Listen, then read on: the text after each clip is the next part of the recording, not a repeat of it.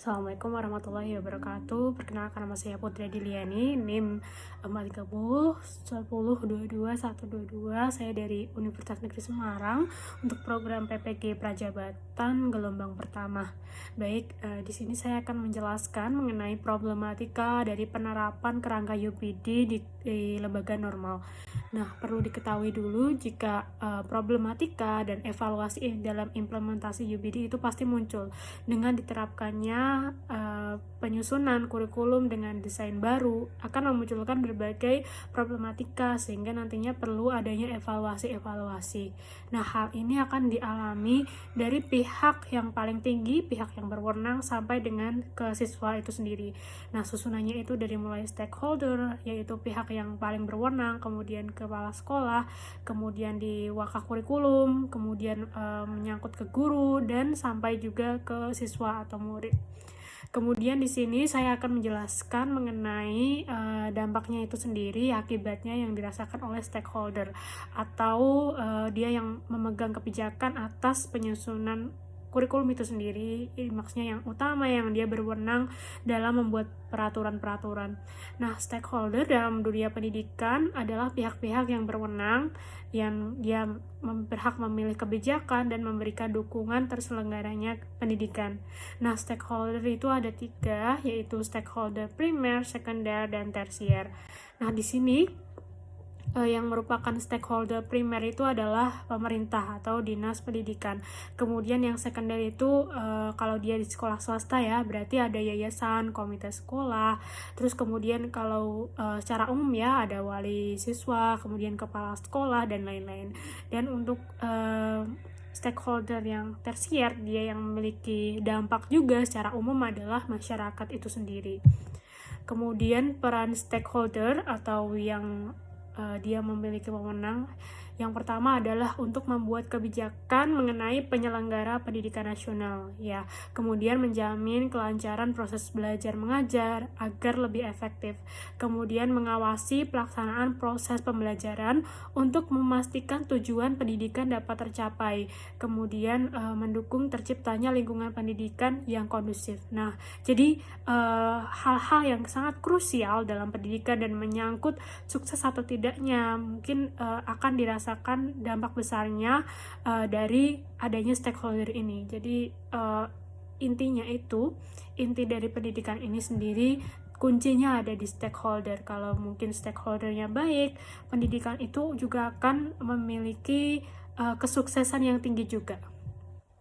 Kemudian untuk problematika yang dihadapi stakeholder pada penerapan UPD atau bisa juga disebut sebagai penerapan penyusunan kurikulum secara baru. Nah, hal ini adalah hal yang baru untuk diterapkan. Maka karena ada hal baru, mungkin muncul juga permasalahan baru. Nah, di sini kemungkinan keberhasilan UPD tidak dapat dirasakan secara langsung, sehingga penerapan UPD ini memerlukan waktu yang cukup panjang. Nah, kesuksesan kurikulum tentu tidak bisa secara instan ya, karena itu butuh waktu, tidak instan, takes times, yang karena melibatkan banyak pihak juga. Kemudian penerapan UPD membutuhkan perencanaan dan pelaksanaan yang sangat detail. Ini karena stakeholder mengurusi sampai ke akar-akarnya, karena itulah harus sangat detail. Kemudian dibutuhkan kompetensi yang mumpuni bagi pihak yang terlibat dalam pelaksanaan UPD, seperti kepala sekolah, tenaga pendidik, dan lainnya. Nah, untuk mewujudkan hal-hal tersebut tentunya butuh pelatihan, kemudian butuh tenaga dan waktu yang banyak agar dihasilkan tenaga yang kompeten di bidangnya dan mumpuni, sehingga implementasi pelaksanaan kurikulum baru ini dapat tercapai. Karena itu stakeholder ini perlu berpikir bagaimana mewujudkan hal itu. Kemudian pergantian kurikulum yang sangat cepat dan mengikuti periode jabatan politik. Ya, ini kebanyakan seperti itu ya. Jadi kalau mungkin satu periodenya sudah habis untuk si pemegang jabatan, terutama pemerintah ini, kemungkinan program yang lama itu tidak dilanjutkan atau bahkan ditinggalkan dan digantikan dengan program baru, padahal pelaksanaannya belum matang.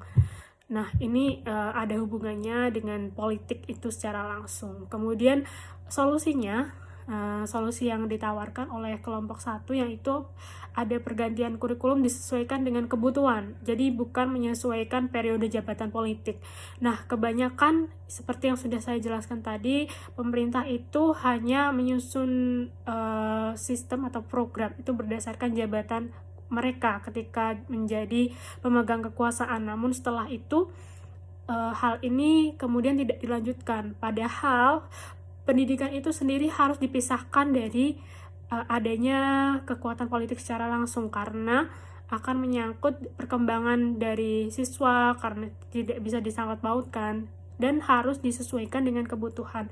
Kemudian pembentukan rancangan kerja jangka panjang yang bisa digunakan sebagai acuan untuk penggantian jabatan selanjutnya agar bisa melanjutkan kinerja yang dilakukan sebelumnya. Jadi bukan ketika dia itu diganti pemerintahnya, diganti juga sistem kurikulumnya, hal itu akan sangat tidak efektif untuk keberhasilan dari kurikulum itu sendiri, sehingga ada rencana jangka panjang inilah dan kemudian dikomunikasikan dengan baik akan membantu pelaksanaan kurikulum menjadi lebih baik ketimbang dia langsung diganti seperti itu. Kemudian adanya pelatihan terkait dengan penerapan UBD kepada pihak-pihak yang terlibat dalam penerapan UBD di sekolah. Tentu saja mungkin ada dia pengembangan profesi, kemudian ada in-house training dan sebagainya yang harus diperhatikan oleh pemerintah.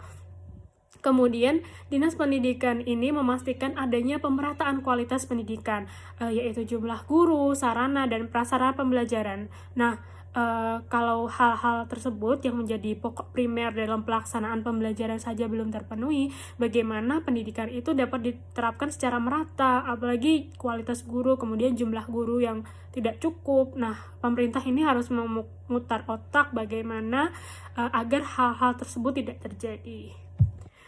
Kemudian untuk analisis jurnal ya, di sini saya mengambil jurnal berjudul Stakeholder-Led Curriculum Redesign, yang artinya bagaimana sih peran stakeholder ini pada redesign kurikulum atau pembuatan kurikulum baru, desain kurikulum baru.